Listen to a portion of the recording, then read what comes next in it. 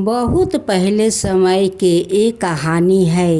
एक गांव था। उस गांव में एक बुढ़िया अम्मा रहती थी। बुढ़िया अम्मा भोलेनाथ का परम भक्त थी।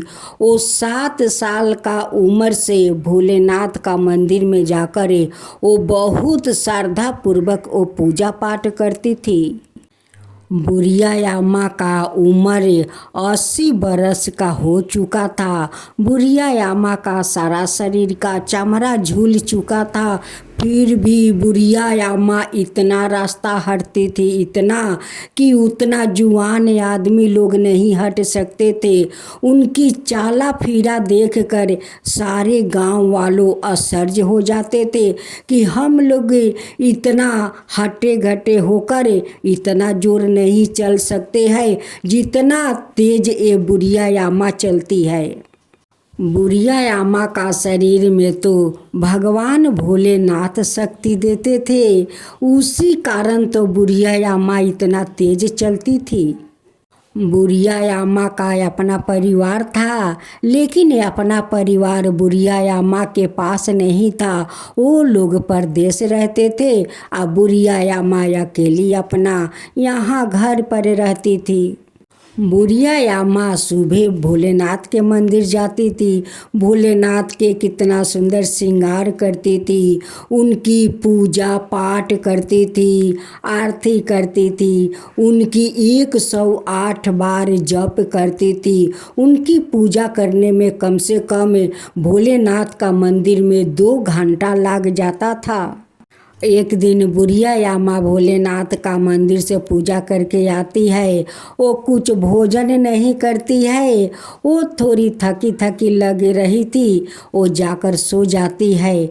उसी समय भोलेनाथ एक बालक के रूप में आकर बुढ़िया अम्मा के गोद में सो जाते हैं। भोलेनाथ का भी बुढ़िया अम्मा का गोद में बहुत अच्छे अंगी लग गया था। जब बुढ़िया अम्मा को अंगी टूटा तो देखती है कि भोलेनाथ बालक के रूप में उनकी गोद में सो रहे हैं। बुढ़िया अम्मा देखकर तो बहुत प्रसन्न हुई, बहुत प्रसन्न हुई। कहती है कि भोले, ओ भोले, भोले तुम आकर मेरे गोद में सो रहे हो, तुम मेरे गोद में आकर सो रहे हो भोले। बुढ़िया अम्मा फिर भी भोले बाबा को लेकर वो सो जाती है। वो आनंद बुढ़िया अम्मा भाला कैसे छोड़ती। ये कितना भाग से तो भोलेनाथ बालक के रूप में आकर बुढ़िया अम्मा के गोद में सो रहे हैं। वो भाला मौका कैसे बुढ़िया अम्मा छोड़ती। जब बुढ़िया अम्मा का अंगी टूटा तो फिर देखती है कि भोले तो नहीं है, भोला तो चला गया। जब सुबह हुआ तब बुढ़िया अम्मा भोलेनाथ का मंदिर जाती है। भोलेनाथ को श्रृंगार करती है, उन्हें दूध चढ़ाती है, फल चढ़ाती है, सब कुछ को भोग लगा देती है। जब बुढ़िया अम्मा आँख बंद करके भोलेनाथ को जप कर रही थी, उसी समय भोलेनाथ फिर बालक का रूप धारण किया। अब बुढ़िया अम्मा को वो चढ़ावा सब खा रहे थे। अब बुढ़िया अम्मा तो ध्यान पर अपना बैठी हुई थी। जब बुढ़िया अम्मा का जप खत्म हुआ तो वो भरे बाल्टी का दूध उस भोलेनाथ का ऊपर चढ़ा रही थी। भोलेनाथ कहते हैं कि अरे अम्मा तू कितना दूध ढालेगी, अरे जरा जल्दी ढाले अम्मा, जल्दी ढाल। कहती है कि रुक रे बेटा, थोड़ा ढालने दो, आज के ही तो ढालूंगी, आज नहीं ढालूंगी तो और किस दिन ढालूंगी, ढालने दे, मुझे पूजा करने दे, उसका बाद तू पूजा कर लेना। लेकिन बुढ़िया अम्मा आँख खोलकर नहीं देख रही है कि उनकी सामने तो फिर से साक्षात भोलेनाथ बालक के रूप में उनकी चढ़ावा खा रहे हैं और उनके ऊपर बुढ़िया अम्मा दूध ढाल रही है। वो तो आँख खोलेगी नहीं तो देखेगी कहाँ से। जब बुढ़िया आमा के आँख खुला तो वो देखती है कि ये तो साक्षात भोलेनाथ बालक के रूप में मेरे सामने बैठे हुए हैं, मेरा चढ़ावा खा रहे हैं और उनके ऊपर मैं दूध ढाल रही हूँ। अब तो बुढ़िया आमा उनकी पैर पकड़ लेती है, कहती है कि भोले तुम बैठे हो और मैं तुम्हारा ऊपर दूध ढाल रही हूँ। मैं तो आँख बंद करके दूध ढालती हूँ, आपको जप करती हूँ। भोलेनाथ कहते हैं कि अब्बा तू आँख खोल कर तो दूध कम से कम ढाला करे। अम्मा कहती है कि भोले अगर आँख खोल कर मैं दूध ढालूँगी तो तुम की सामने मुझे दर्शन दोगे?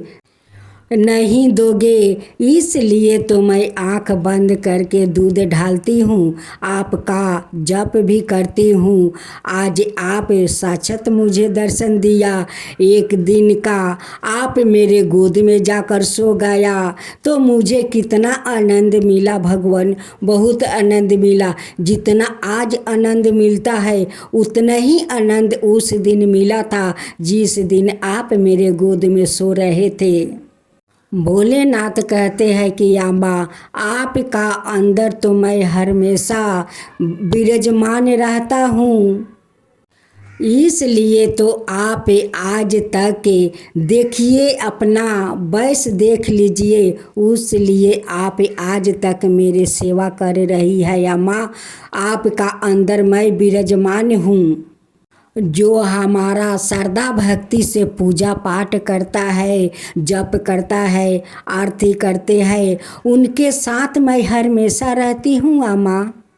भोलेनाथ कहते हैं कि अम्मा अब आपको वर मांगने का समय आ गया है।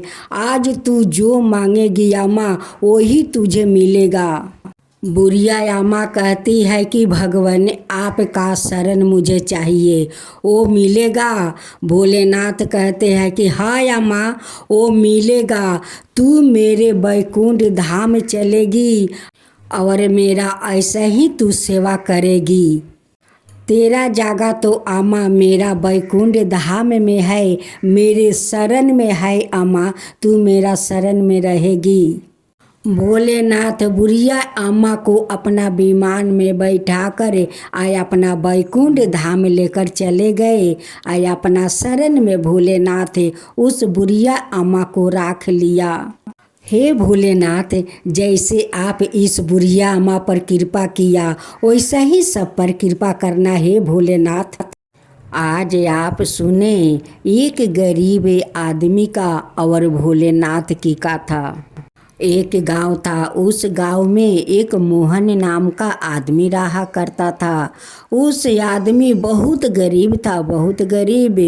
वो बोरा चट्टी ले लेता है और गली गली घूम घूम कर टूटे फटे जूता चप्पल इकट्ठा करके ले आता है। जो उसमें अच्छा होता है उसे बना बना कर वो कम पैसा में बेच देता है, उसी से उसका गुजारा होता है। मोहन सुबह उठकर भोलेनाथ का मंदिर जाता है। भोलेनाथ का पहले वो आशीर्वाद लेता है, तब अपना काम में जाता है। वो सारा दिन वो टूटा फाटा चप्पल बीने में उसका सारा दिन बीत जाता है, लेकिन मोहन का भोजन करने का टाइम नहीं मिलता है। मोहन के पास एक बहुत पुराना टूटा सा एक गाड़ी था कि गाड़ी उसका वो सहारा था। मोहन बहुत सारा लोहा टीन जूता सब इकट्ठा करता है तो अपना गाड़ी पर लाद कर वो बेचने के लिए वो शहर जाता है। जब अच्छा खासा पैसा में बिक जाता है वो आकर वो मंदिर में जाकर गरीब के दान कर देता है। वो खुद ही गरीब है फिर भी गरीब को जो बेचता है माल वो बेचकर गरीब में दान कर देता है। जब मोहन शहर से लौटता है तो वो सोझा भोलेनाथ का मंदिर चला जाता है। मंदिर में भोलेनाथ का कुछ फल फूल अर्पित कर देता है और जो पैसा बचता है उस मंदिर में गरीब लोग बहुत आते जाते हैं, उसे वो बांट देता है।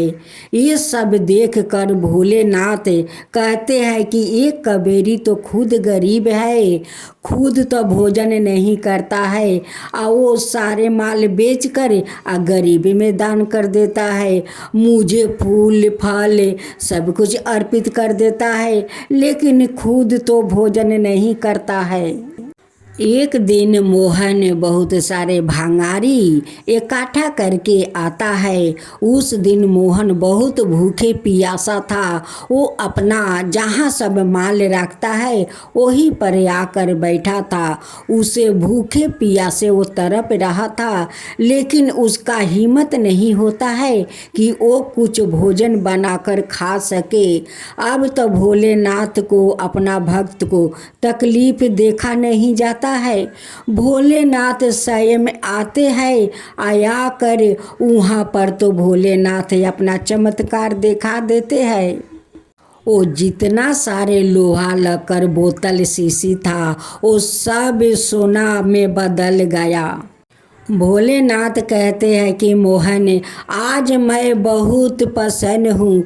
आज तुम्हारा सारा ये भंडार जो है ये सब सोना में बदल जाएगा। आज से तुम्हें एक कबीरी को काम छोड़ देना होगा। अपना शहद को पहले ख्याल रखना होगा। अगर तुम ख्याल अपना शहद के नहीं रखोगे तो हमें कहाँ से फल दूध अर्पित करोगे, गरीब को कहाँ से दान करोगे। भोलेनाथ का तो महिमा अपरंपार है। भोलेनाथ जिस पर प्रसन्न हो जाते हैं उनकी तो भाग्य बदल देते हैं। जैसे उस कबीरी को उनकी सारी लोहा लकर सोना में बदल दिया, उनकी तो तकदीरें बदल दिया भोलेनाथ। मोहन का तो कोई अपना नहीं था, उसलिए मोहन ने वो सारे माल बेचकर वो गरीबी में दान कर देता था। मोहन हाथ जोड़ कर कहता है भोलेनाथ से कि भगवान, ये धन मैं क्या करूँगा। आप तो सब जानते हैं भगवान कि मेरा अपना कोई नहीं है, आपके सिवा तो मेरा कोई नहीं है, जो है मेरा आप है, तो ये धन को मैं लेकर क्या करूं। भोलेनाथ कहते हैं कि मोहन, ये तो आपका पुण्य का फल है। जो तुम पुण्य किया है उसी को तो फल तुम्हें ये मिला है। मोहन कहते हैं कि भगवान, ये सब मुझे कुछ नहीं चाहिए, बस मुझे तो आपका शरण चाहिए। अपना शरण में मुझे ले लीजिए। और कितना दिन मैं रहूँगा, अब अपना शरण में मुझे ले लीजिए। भोलेनाथ कहते हैं कि मोहन, तुम्हारा जागा तो मेरे बैकुंठ धाम में है। तुम हमेशा मेरे शरण में रहोगे, मेरा सेवा करोगे। मोहन कहते हैं कि भगवान, ये सारे जो आप धन दिया है ये धन को मैं क्या करूं। भोलेनाथ कहते हैं कि मोहन, आगे जैसे तुम गरीब में दिल खोल के दान करते हो वैसा ही ये सारा धन गरीब में तू दान कर दो और मेरे साथ बैकुंठ धाम चलो। मोहन अपना सारा धन जितना गरीब है उतना गरीब में अपना सारा धन बांट देता है। सभी को बोला बोला कर और उस धन को वो दान गरीब में कर देता है। मोहन का श्रद्धा भक्ति देख कर सारे गरीब मोहन को कोई दुआ देता है तो कोई आशीर्वाद देता है। कहता है कि भगवान अगर किसी को दे तो ऐसा ही दान करने वाला आदमी को जन्म दे।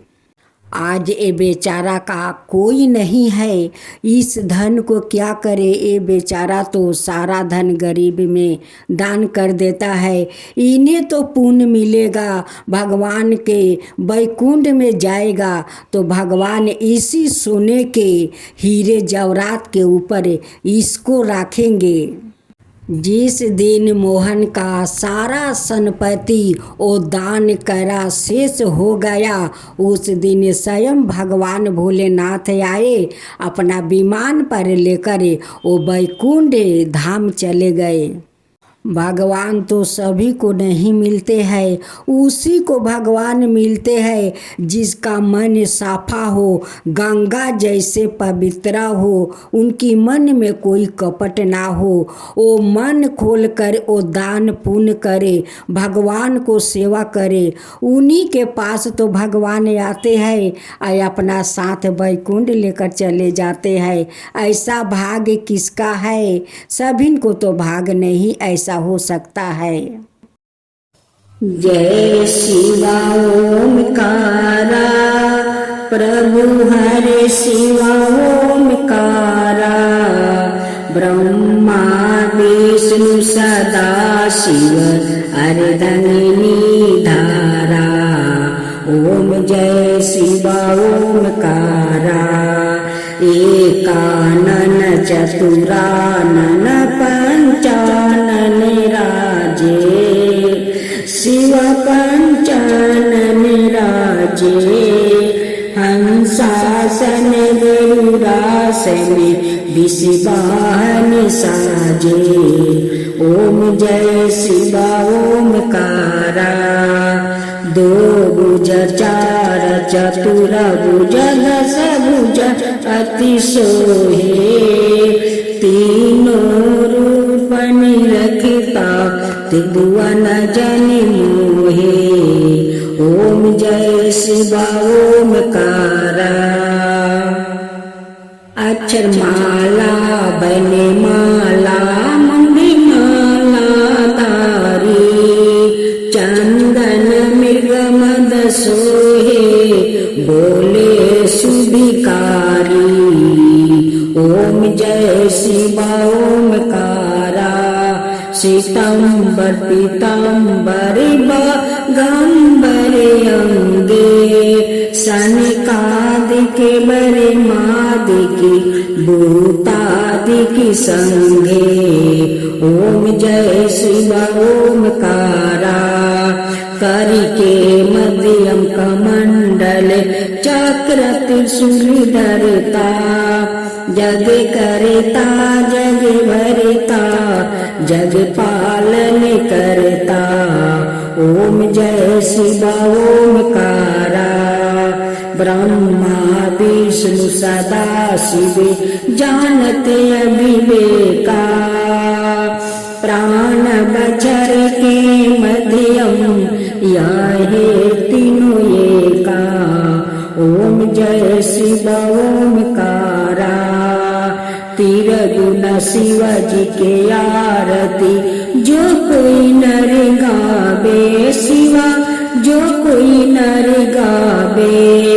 कहत शिवानंद स्वामी मन भजत शिवानंद स्वामी, मन वांछित फल पावे।